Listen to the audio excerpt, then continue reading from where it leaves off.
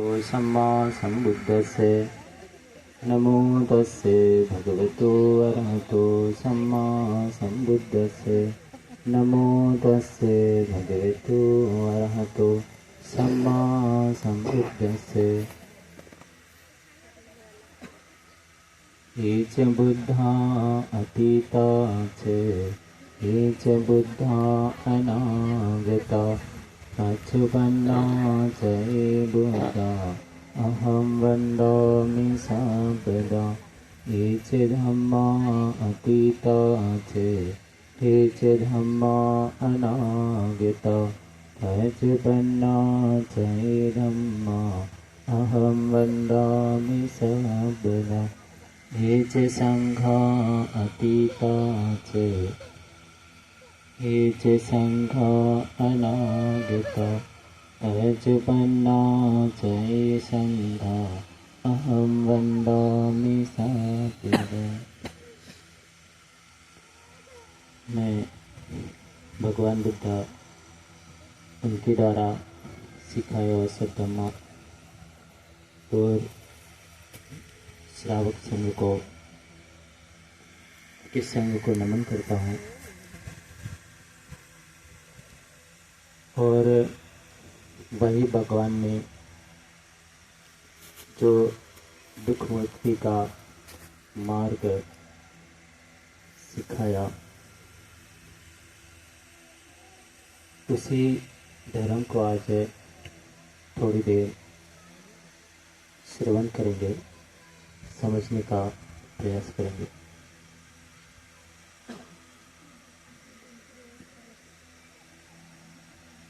आज पूज्य पंत जी समन्ता इन्होंने ये जो प्रोग्राम रखा है, संविधान रखा है,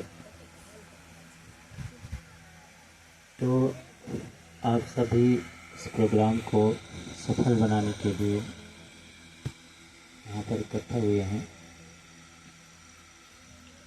तो अभी जो धर्मादेशन का अवसर है, धर्म श्रवण करने का अवसर है,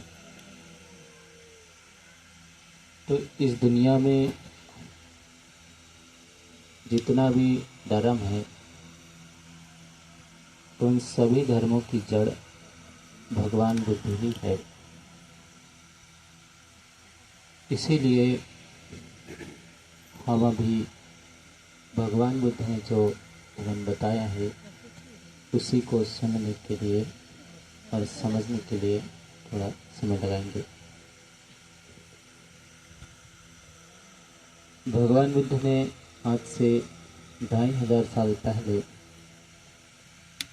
ज्ञान प्राप्त किया।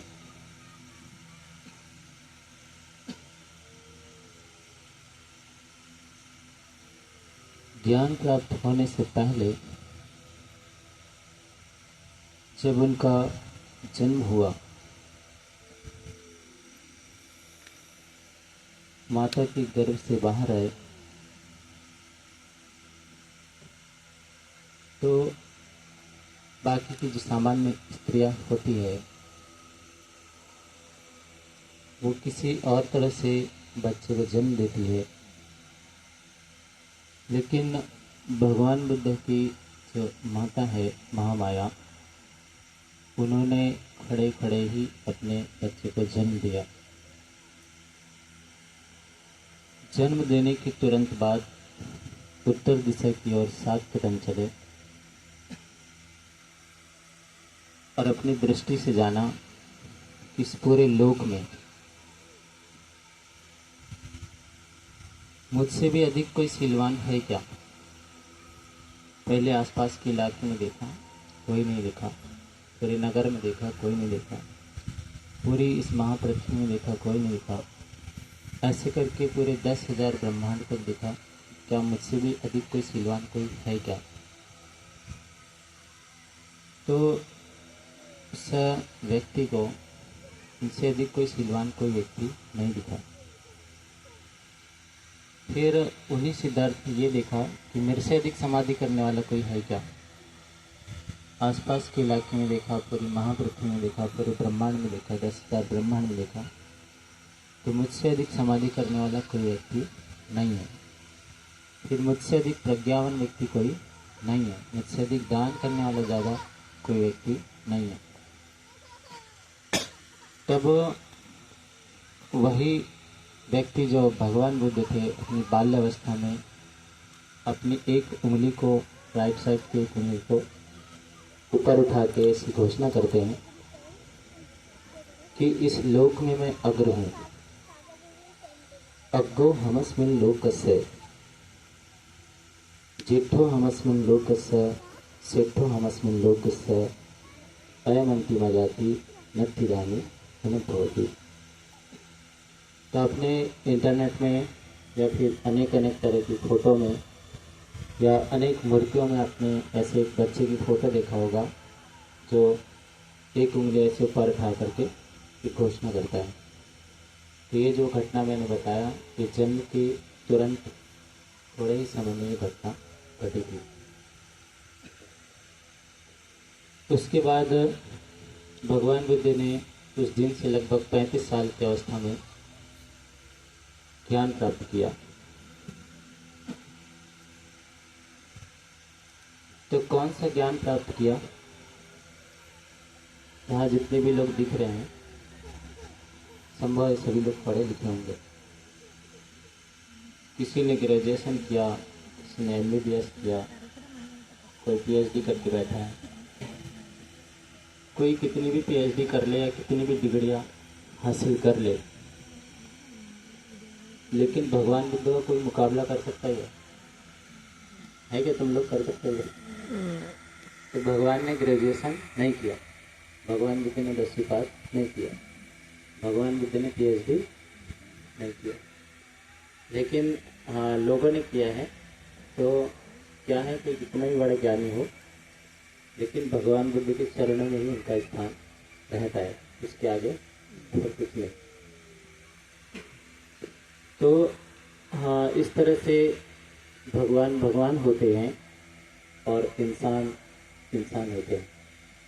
तो भगवान में और इंसान में फ़र्क है कि नहीं? तो ऐसे हज़ारों लोग पैदा होंगे या करोड़ों लोग पैदा होंगे या रोज़ करोड़ों पैदा होंगे, कोई कितना भी बड़ा ज्ञानी हो जाए लेकिन भगवान बुद्ध का मुकाबला नहीं कर सकता। इसलिए भगवान में और इंसान में फर्क होता है। तो उन्हीं भगवान ने आज से 2500 साल पहले ज्ञान प्राप्त किया। तो हाँ उन्होंने जब ज्ञान प्राप्त किया तो ज्ञान प्राप्त करने के पहले हाँ अपने उस वज्रासन में महाबोधि वृक्ष के नीचे बैठने वाले थे। इस अधिष्ठान को साथ में ले करके बैठने वाले थे कि जब तक मुझे बुद्धत्व प्राप्त नहीं हो जाता तब तक मैं इस स्थान पर बैठा रहूँगा, चाहे मेरी सारा खून सूख जाए, हड्डियाँ गल जाए या कितना भी समय लग जाए, जब तक बुद्धत्व प्राप्त नहीं होगा तब तक मैं इस स्थान पर बैठा रहूँगा। तो ये अधिष्ठान लेने से पहले उनसे लड़ाई करने के लिए मार आता है। मार को जानते हो? तो जयमंगल अट्ठगाथा का आपने सुना होगा, तो मार का नाम भी आपने सुना होगा। तो जयमंगल अट्ठगाथा में शब्द आते हैं बाहु सहस्त्र मधुनी। बाहु का ये मतलब होता है, ये हाथ जो होते हैं, भुजा होती है, इसको बाहु कहा जाता है। सहस्त्र मतलब 1000, बाहु सहस्त्र मधुनी नितसायुधम गिरिमेखला। गिरिमेखला नामक हाथी पर बैठ करके कौन आता है? मार आता है। तो उसकी 1000 भुजाएं थी, ऐसे इस शब्दों में कहा जाता है। तो ये मार कहता है कि सिद्धार्थ ये जो स्थान है वो मेरा है। तो जो व्यक्ति भगवान बनने वाले हैं, जो सिद्धार्थ गौतम बुद्ध है, उन्होंने क्या कहा? ये स्थान मेरा है। तो देखो लड़ाई वहाँ पर भी होती है। कहाँ पर होती है? लड़ाई वहाँ पर भी होती है, घर पे भी लड़ाई होती है, एक देश से दूसरे देश की लड़ाई होती है तब भी लड़ाई होती है। और कहाँ है जो लड़ाई नहीं होती? ठीक है। जंगल में भी एक शेर दूसरे शेर की बाउंड्री में आ जाता है तो लड़ाई होती है। कौन सी जगह है जहाँ लड़ाई नहीं होती? वृक्षों को भी लड़ाई करनी पड़ती है। भगवान को भी किससे लड़ाई करनी पड़ी? मार के। किससे लड़ाई करनी पड़ी? मार से। तो मार अपनी पूरी स्वभाव के साथ, पूरी शक्ति के साथ प्रकट होता है और कहता है कि सिद्धार्थ, ये जो स्थान है वो मेरा है, तुम इस स्थान से हट जाओ। तो सिद्धार्थ ने कहा, बोधिसत्व ने कहा कि ये स्थान मेरा है। तो इस स्थान के लिए, यानी सत्ता के लिए भी लड़ाई होती रहती है। तो फिर जो सिद्धार्थ है उन्होंने पूछा कि क्या सबूत है कि ये स्थान तुम्हारा? तो मार की सारी सेना कहती कि मार कई स्थान है, लेकिन भगवान बुद्ध की गवाही देने के लिए कोई नहीं था। फिर मार कहते हैं कि सिद्धार्थ, ये स्थान तुम्हारा है, इसका क्या सबूत है? तो इस समय मार इतना शक्तिशाली होता है कि दुनिया में जितने भी इंसान दिखते हैं कोई भी उनका मुकाबला नहीं कर सकता, इतना शक्तिशाली होता है। मार इतना शक्तिशाली होता है कि कोई भी देवी उसके सामने टिक नहीं सकती। मार इतना शक्तिशाली होता है कि कोई भी देवता उसके सामने टिक नहीं सकता।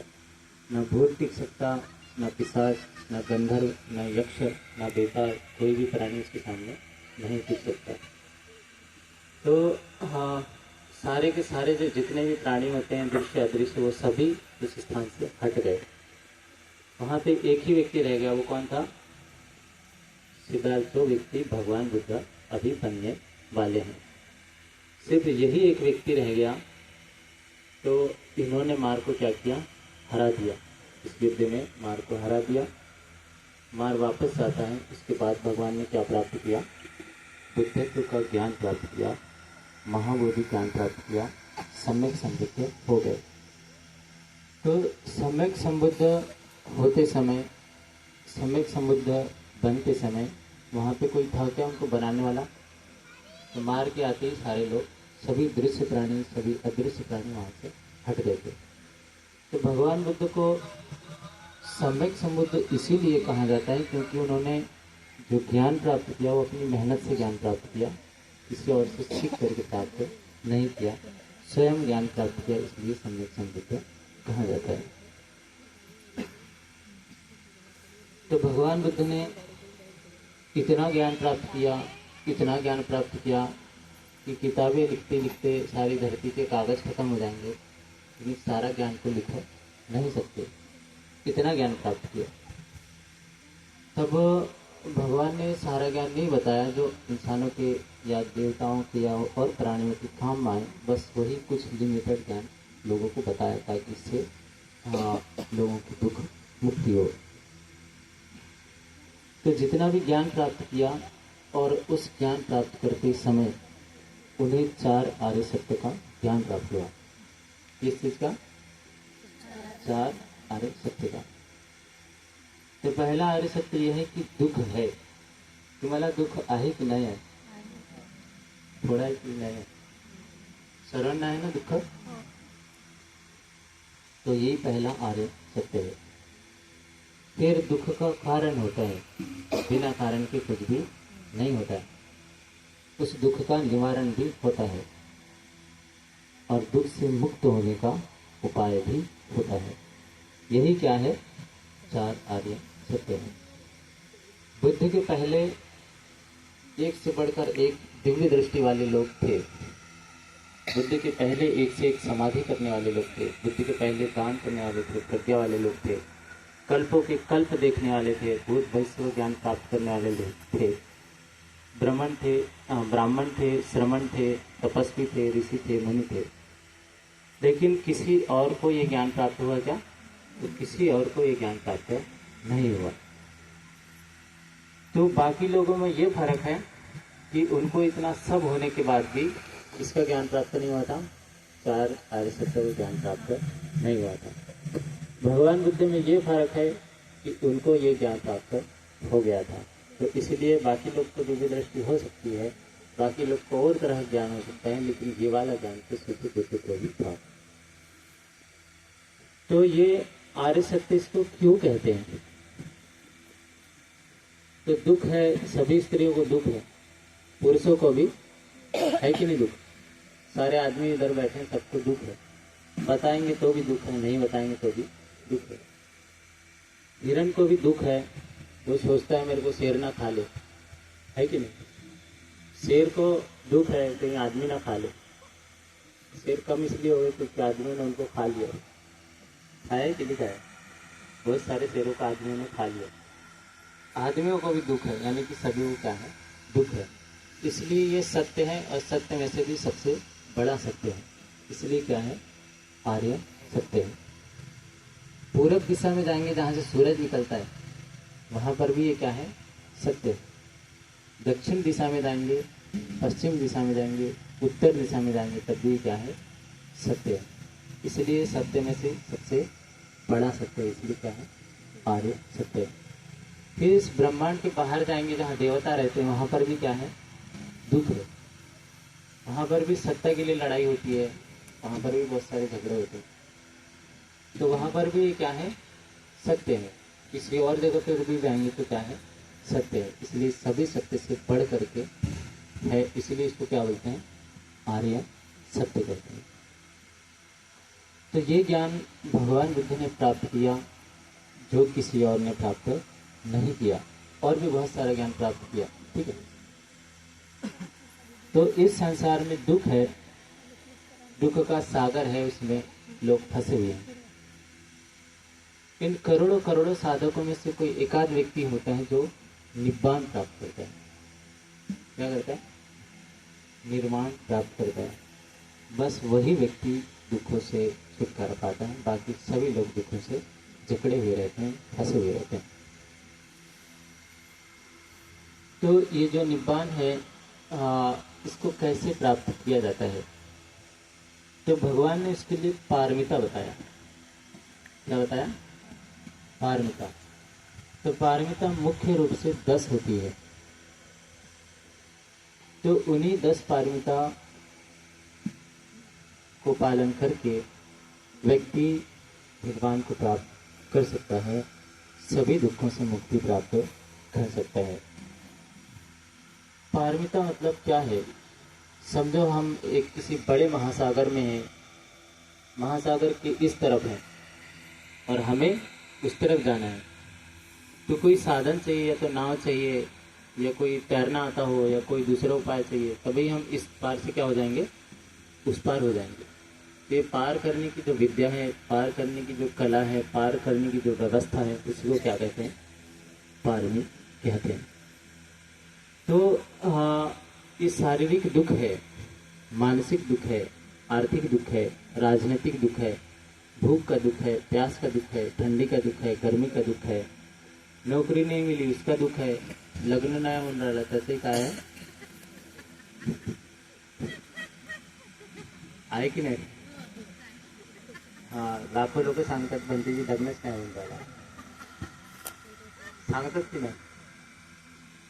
तो ये भी क्या है? दुख है। तो इतने बड़े यानी कि असंख्य दुख आ रहे हैं, मतलब एक दो दुख नहीं आ रहे हैं, और ऐसा कोई दिन नहीं जाएगा जिस दिन क्या नहीं आएगा? दुख नहीं आएगा। रोज खाना खाते हैं ना, ये भी क्या है? यानी कि भूख लगती है, दुख होता है, तब क्या आता है? कोई खाना की व्यवस्था करनी पड़ती है। ये भी एक तरह का है, दुख ही है। तो अनंत दुख आ रहे हैं जिसकी कोई गिनती नहीं है। तो इस दुख से मुक्त होने के लिए ही क्या बताया बुद्ध ने? पारमिता बताया।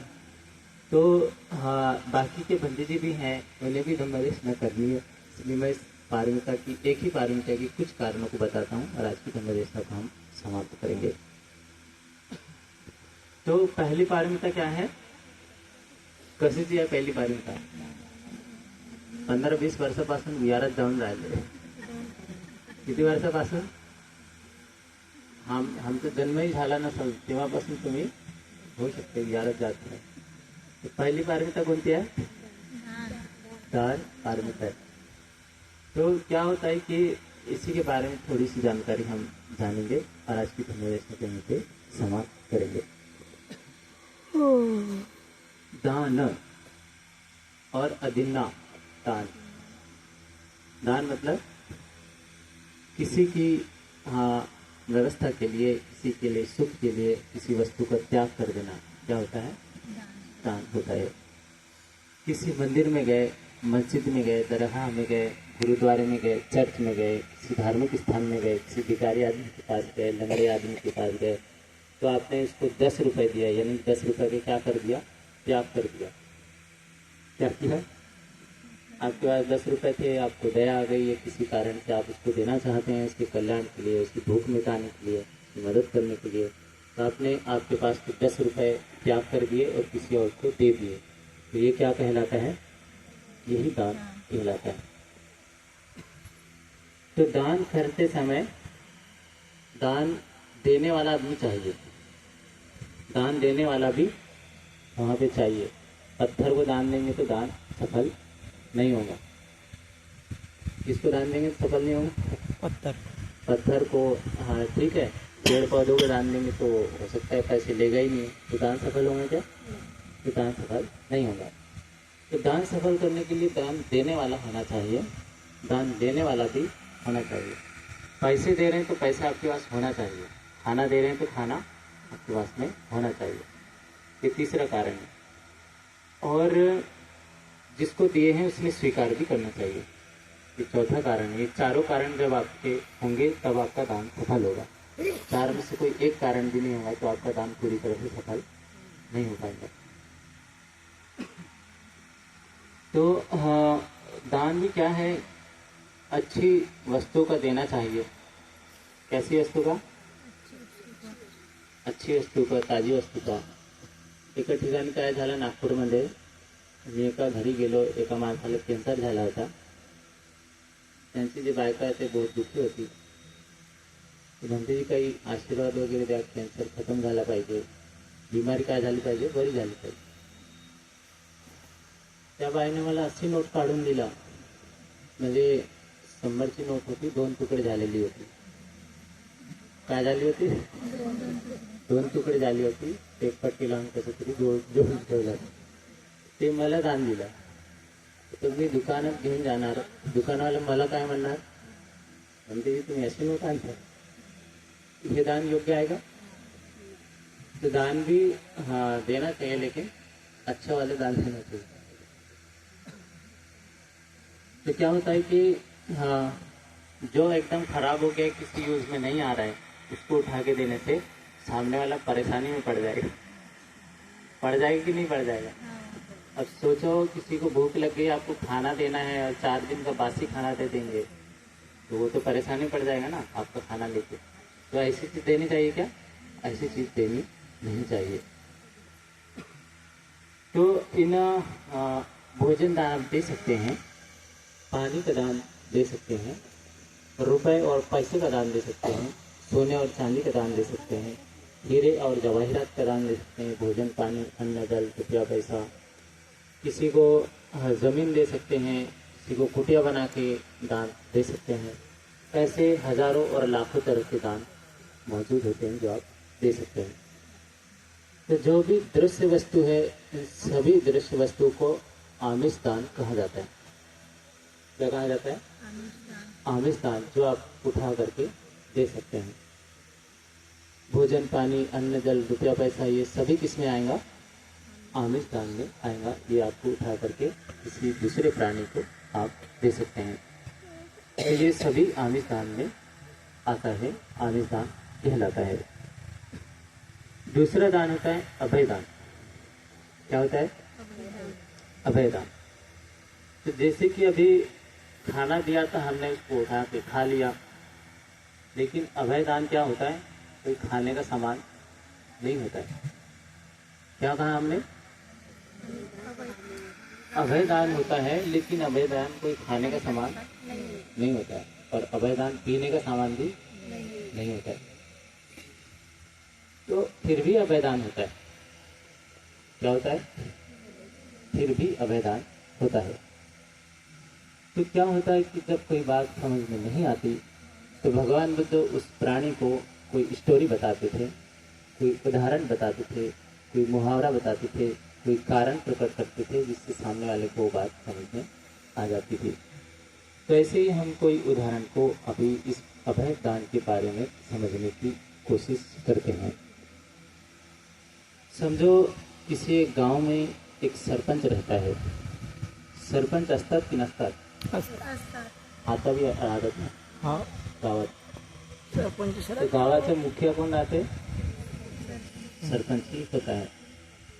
तो सोचो, हाँ, कुछ ब्राह्मण लोग रहते हैं जो जातिवादी या गुस्सा करते हैं ना कुछ लोगों की, ब्राह्मण क्षत्रिय वैश्य शूद्र ऐसे करके। समझो किसी गांव में कोई ब्राह्मण हो और वो सरपंच हो, वैसे भी भारत को अभी कौन चला रहा है? ब्राह्मण चला रहे। ब्राह्मण ही चला रहे हैं। पहले भी हजारों साल से उनकी शासन चल रहा था, आज भी चल रहा है और आगे भी चलेगा। चलेगा। तुम लोग कब चलाओगे? हमारे हाथ में कतई नहीं है। ये दान नहीं करा क्या? तो तुम लोग भी चलाओ, अच्छा जीवन जियो। इसलिए हम कोशिश करके आपको धर्म समझाने की कोशिश कर रहे हैं, ताकि आप समझे और अपने बुरे जीवन को सही करके अच्छा जीवन जीने का प्रयास करें। तो क्या होता है कि हाँ, समझो कोई गांव है, उस गांव में एक व्यक्ति है जो सरपंच है, यानी कि गांव का मुखिया है। अब गांव का मुखिया है तो चारों तरफ उसकी पहचान है, यानी कि लोग जानते हैं ना, बहुत सारे लोगों से पहचान है। और उसके बाद धन संपत्ति भी बहुत ज़्यादा है। उसी गांव में एक व्यक्ति रहता है जो आदिवासी हो या नीचे समाज का हो, तो उसके पास में थोड़ी सी ज़मीन है। उस ज़मीन से वो खेती बाड़ी करता है, फसल उगाता है, सब्जियां उगाता है, उसी को बेच करके खुद का जीवन चलाता है और अपने परिवार का भरण पोषण करता है। अब ये जो सरपंच है उस गरीब आदमी की ज़मीन लेना चाहता है, तो क्या गरीब आदमी देना चाहेगा क्या? नहीं क्योंकि उसका सारा जीवन किसकी वजह से चल रहा है? खेती की इस जमीन की वजह से चल रहा है। थोड़ी ज़मीन है, उसमें फसल पैदा करेगा, सब्जियां पैदा करेगा, फल पैदा करेगा, इसको बेचकर वो खुद जी रहा है, अपने परिवार को जिंदा रख रहा है, खिला पिला रहा है। तो वो देना नहीं चाहता, और सरपंच क्या है, हर हाल में उसको लेना चाहता है।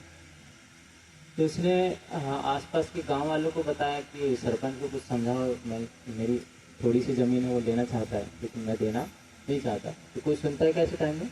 नहीं सरपंच के विरोध में कौन जाएगा?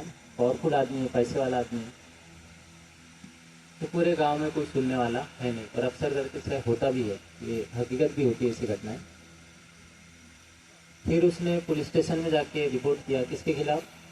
सरपंच तो रिपोर्ट होती क्या सरपंच के खिलाफ? तो वो तो पुलिस वालों को थाने से ही खरीद लेंगे। कोई धनवान लोग रहते हैं वो ऐसा करते भी। तो क्या होता है, पुलिस वाले भी कार्रवाई करते हैं क्या? नहीं करते हैं। फिर जितने भी प्रयास थे उसके पास बचने बचाने के, वो सभी कर लिया, लेकिन इंतजाम हुआ क्या? बचने का नहीं हुआ। यानी कि दुखी व्यक्ति दुखी ही रह गया, सुखी आदमी सुखी ही रह गया।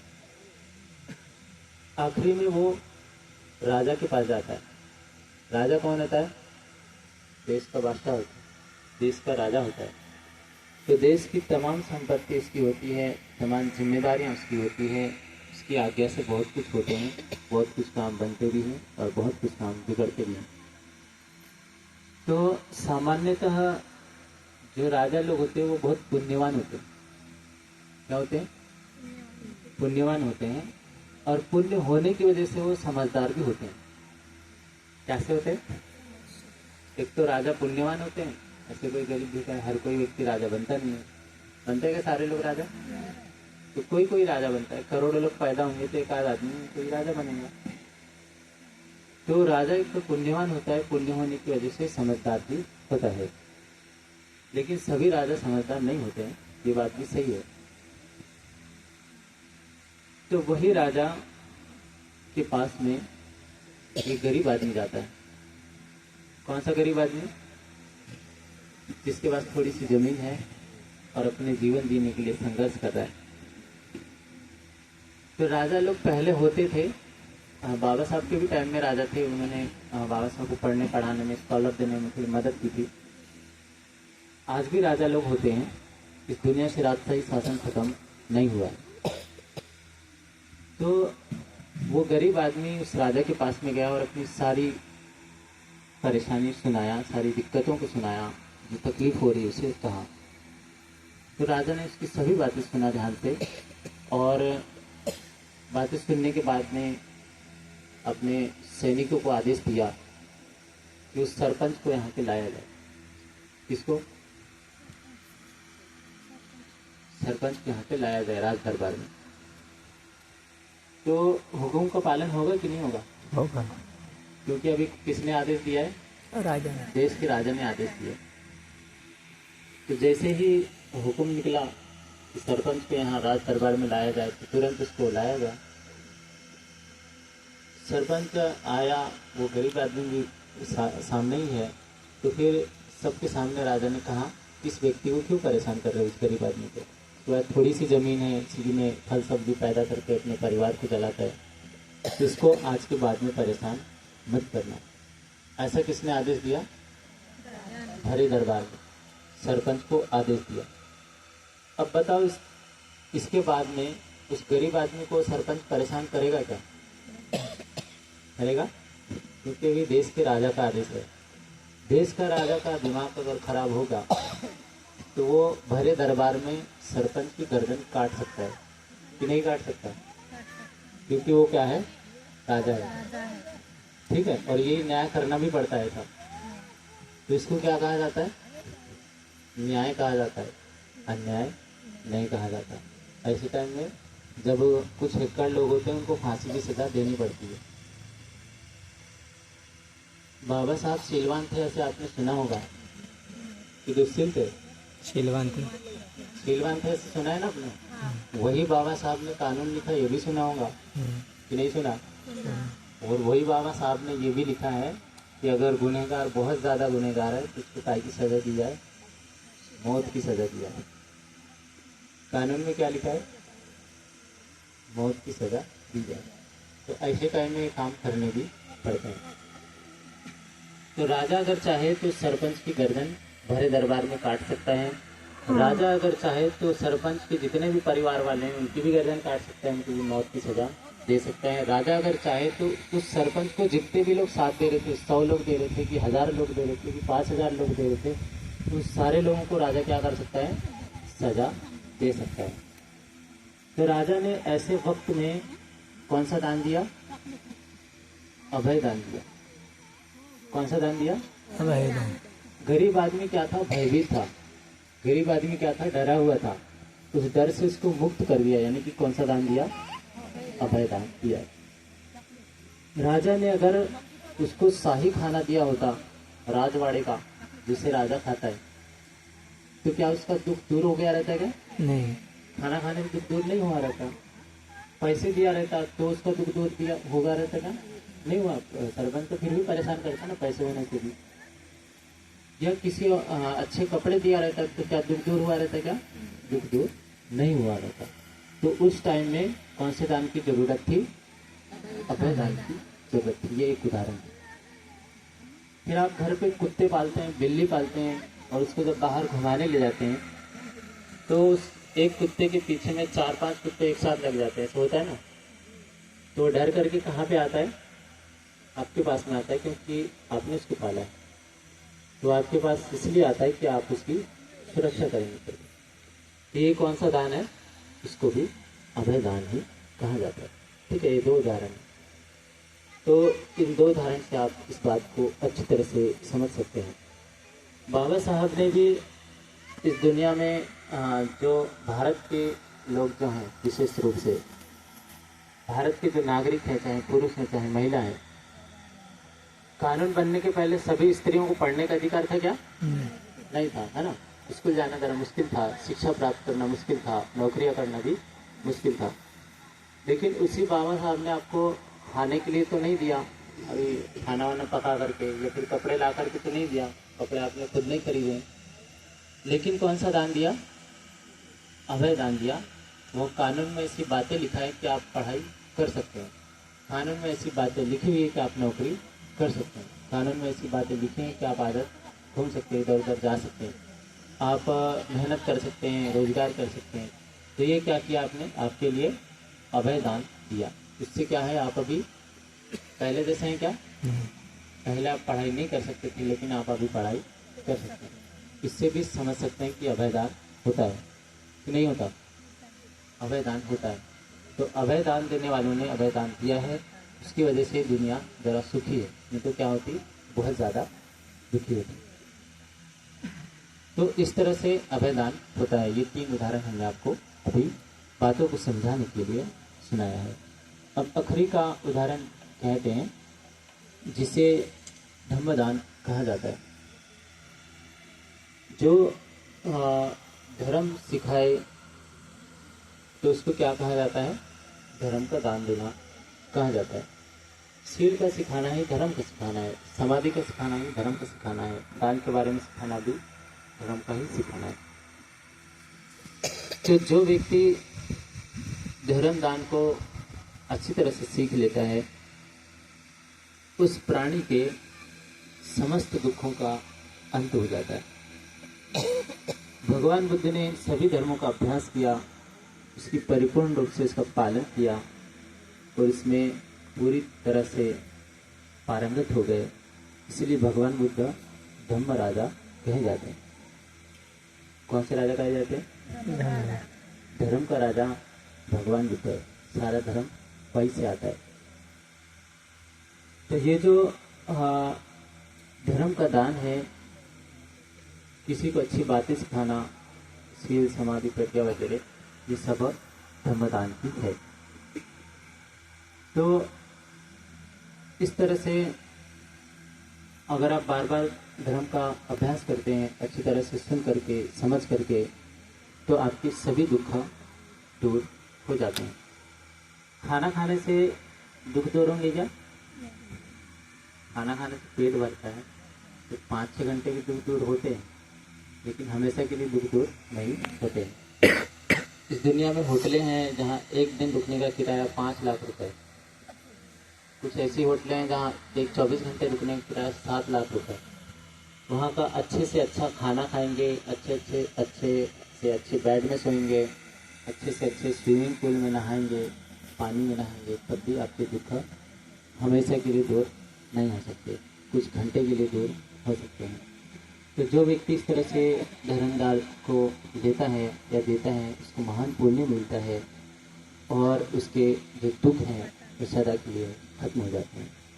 तो आज की धम्मदेशना जो है इसको हम यहीं पे समाप्त करते हैं। सबका मंगल हो, सबका कल्याण हो, बहुत ही सफल हो। साधु साधु साधु।